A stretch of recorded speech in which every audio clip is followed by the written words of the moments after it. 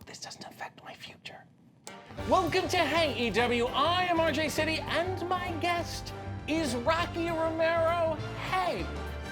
Hey. It's good. Great to finally be here. You do this every time anyone says your name, and I say it, and you don't do it. You didn't do the Azúcar. You didn't say Rocky. Azúcar. Welcome to Hey EW. My guest is Azucar. Right? See, isn't there enough sex in wrestling? Not enough. Don't you feel, we're in the PG era now. Don't you feel like this is a little too provocative? I mean, if I did it shirtless, which I usually do, it's the exact amount of provocativeness that we need in this business. Because if it's not sexual, my other question is, why am I feeling something? You are known as Azúcar, which is Spanish for? Sugar. Great. Why name yourself after one of the leading causes of obesity, heart disease, and tooth decay? Good question. When are we going to get healthier? What about stevia, Rocky Romero? The funny thing is, I don't even use sugar. I use stevia. That's true. See? Lemon twist, You've maybe? really done your I did. research. I watched you in catering. You grew up watching wrestling with your grandmother, who was diabetic.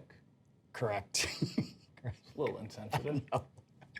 You're really bringing up a lot of stuff here. Well, I mean, what is that? The poor woman's watching wrestling. She's eating sugar-free Jell-O, Right. and you say, "I have an idea for a gimmick." Right. That's what you do. It's like saying, "Oh, my name's Peanut. My father's anaphylactic." Do you feel good about this? I feel awful now. Good. To be honest. Yeah. Good. I apologize.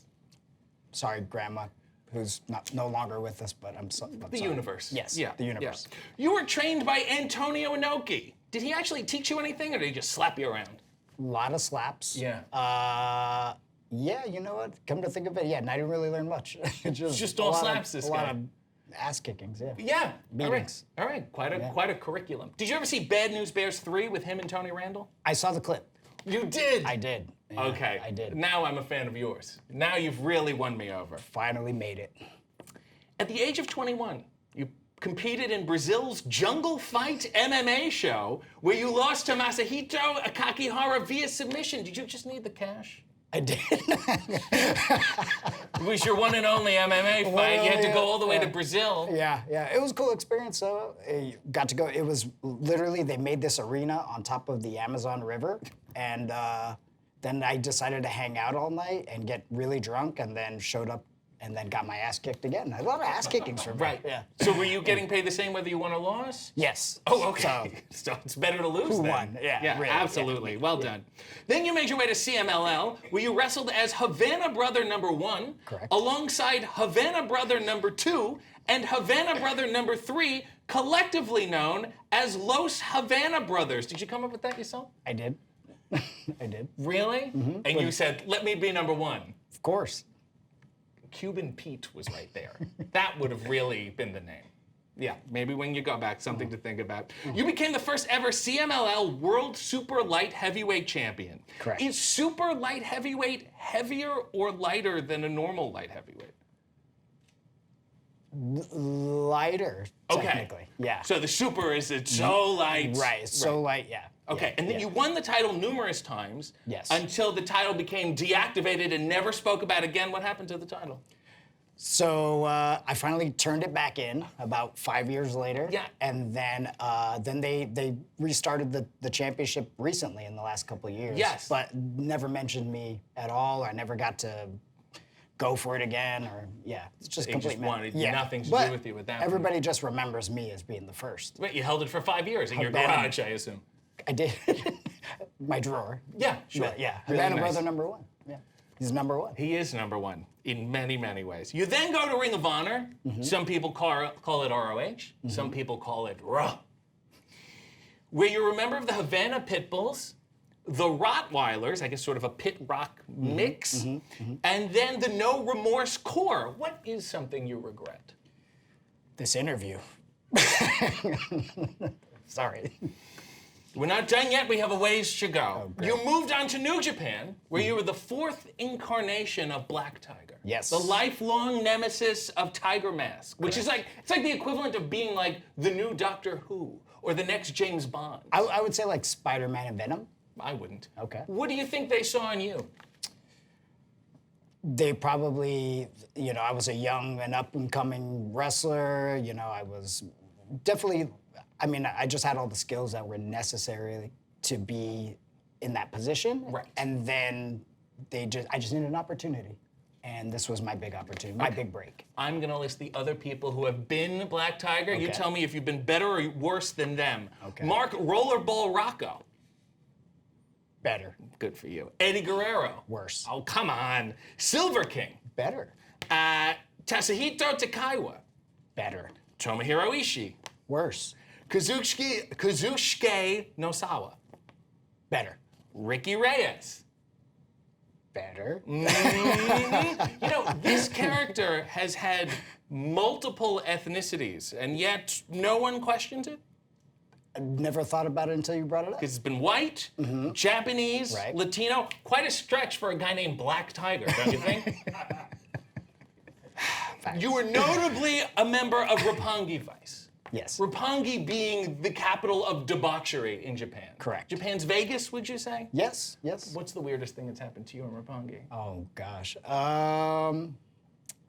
I don't know if I can Just say. tell me how it ended. Just tell me the ending and Not we can piece good. together the rest. I woke up the next day and many regrets.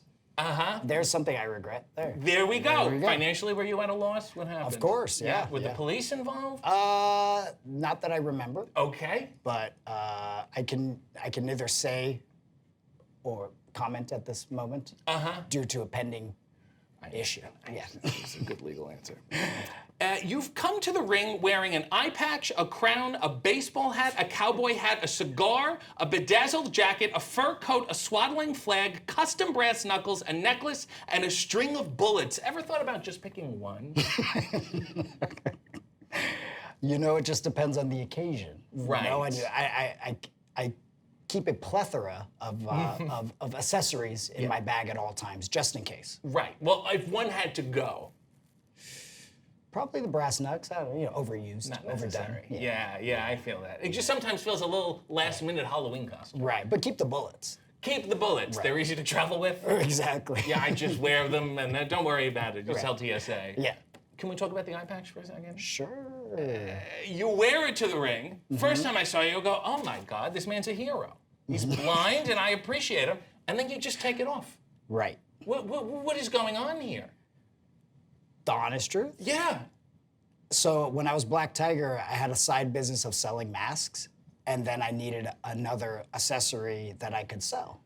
So the carny in me decided an eye patch looks cool. Yeah. You know, Nick Fury. There's tons of people. Sammy Davis Jr. Sammy Davis Sure. Jr. Solomon Rushdie, the hottest sellers merch-wise. Whoever that is. And so I decided, well, if I pimp it out and make it look cool, then I could, sell them as pieces of merch. Do you have it with you now? It just happened to.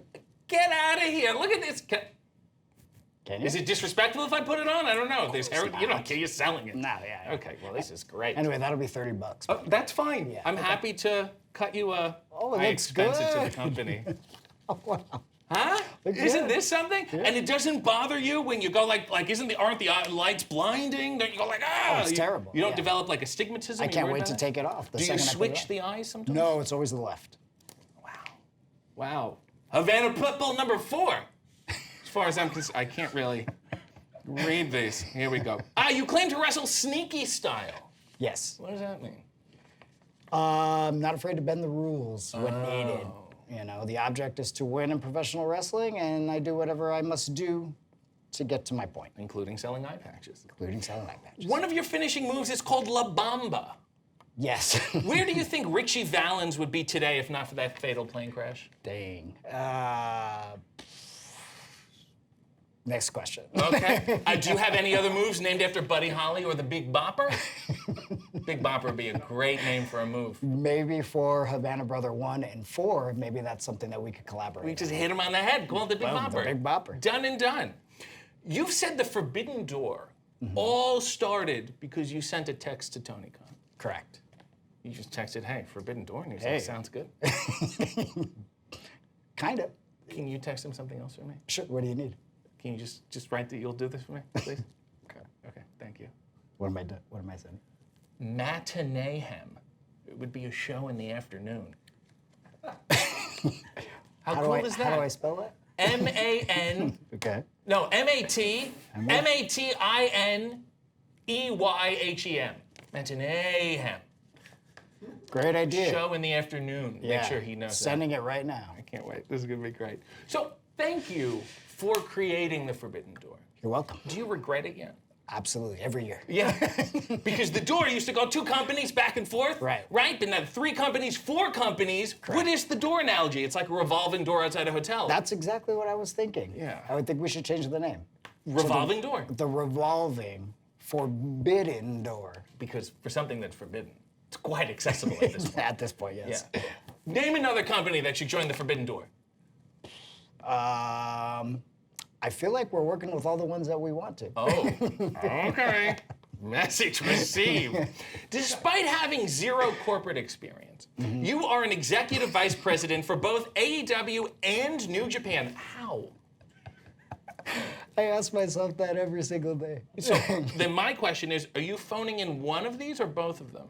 Both. Yeah, always. because there's no way you can wrestle and do these 2 jobs well. But remember, sneaky style. Sneaky style, absolutely. And quite frankly, most people just do one of those jobs very poorly. Right. You know? Right. I can do 2 very poorly. And that's your charm. And sell you an eye patch on this side. Huh? Please, please. Oh, sorry. I got a lot of things going on inside my body. Is wrestling easier or harder while being an EVP? Do you think people are like, I'm going to beat this guy up, he's an EVP? Or is it, let me take it easy on him, I don't want to have any consequences later? The latter. Is that the second? Yeah. Yeah, the second one.